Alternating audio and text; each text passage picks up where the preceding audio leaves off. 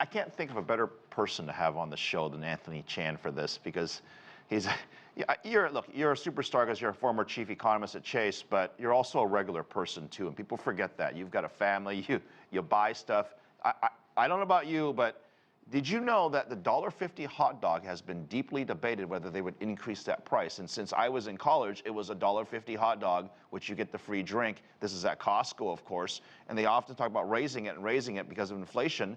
They have yet to do it because some of the original founders were against it. And this brings up a good point. Is this why Costco is so successful despite inflation, is that there are people like me who are super loyal to Costco no matter what? Yes, Phil, that's right. That famous hot dog with a drink for $1.50, that's been around for 40 years. And even I've taken advantage of it and enjoyed it. So it is certainly something that gets people excited. But it's not just the hot dog and the drink. It's the rotisserie chicken. Those are two of the store's loss leaders, along with their samples, which keep people at an extreme high level of loyalty. And in fact, when you look at the renewals, they were 93%, Phil. Can you imagine all the streaming companies that would love to have a renewal rate that high? So are you saying 93%? And are you saying 93% of people renew every single year at Costco, right?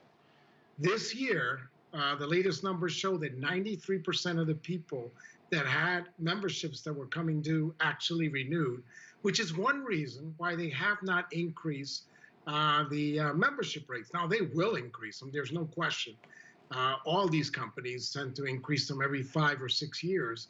And it's been about 5 years since they haven't increased it. Back in June. Anthony, is Costco a winner or loser because of the inflation? Because I could argue that they're winning because they raise prices, they make more money, and they've got it roughly, I think it's well documented, to make about 15% on their margins, right, for Costco. But at the same time, you could argue they're a loser too, because they may have to shell out more for employee benefits, staffing issues, construction, maintenance, you name it.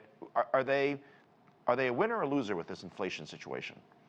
Well, Phil, now that you go deep into the weeds, we have to tell you that they're winning, but they're not winning by the same margin that they won before. In fact, if you look at the gross margins, they're down over 70 basis points. So, yes, and why is that happening? Precisely for the reasons you've given.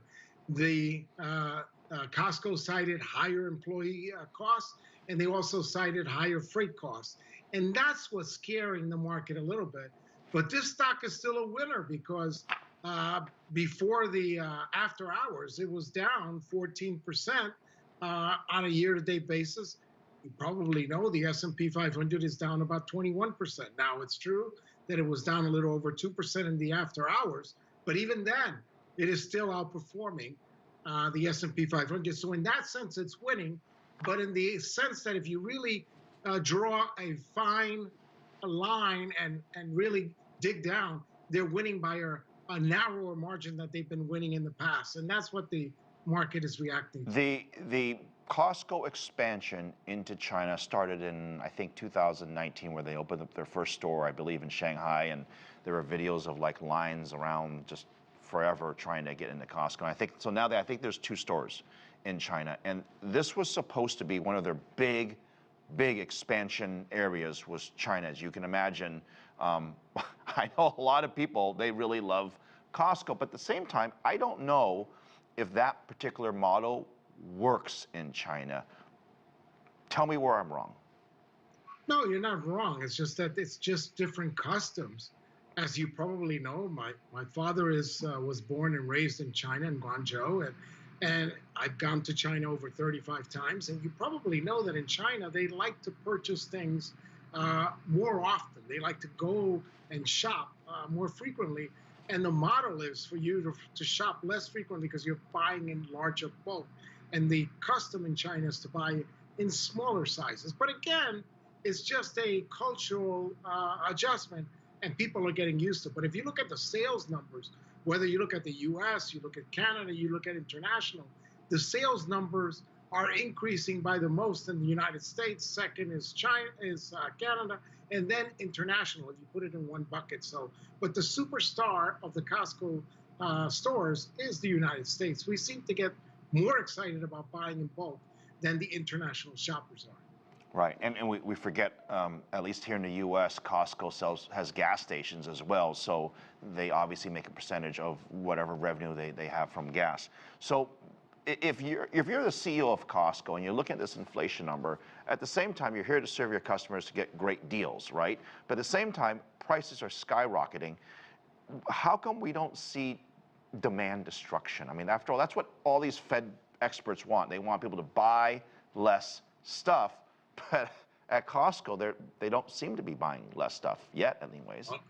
Well, remember that these companies like Costco, they sort of pride themselves on discounting. And when you see prices rising very heavily elsewhere in other stores, like a Target or a Walmart, what you tend to do is to gravitate towards those companies that offer the discount. And by the way, Costco is in a really good position because they basically cater to a more affluent group.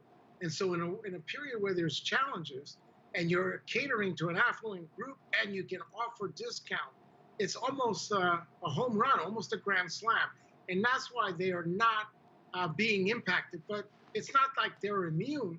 They actually reported that they had a surge in inventory. So you'll see a little discounting, perhaps not to the extent that Target and other companies have, All right. but even they were not immune.